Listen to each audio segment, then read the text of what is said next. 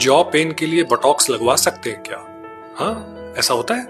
हाँ जी, होता है जी, बिल्कुल होता है। कब करते हैं? जब कोई व्यक्ति ब्रक्सिज्म या टीएमजे जॉइंट या फिर बहुत ज़्यादा डेंटल क्लेंचिंग की प्रॉब्लम से पीड़ित हो, उस व्यक्ति में हम ऐसा करते हैं। तो बोटॉक्स के ज़रिए हम हमारे जबड़े की जो मसल्स हैं उन्हें रिलैक्स कर सकते हैं, जिससे गुड 4 से 5 महीने तक इस पेशेंट को आराम मिलेगा।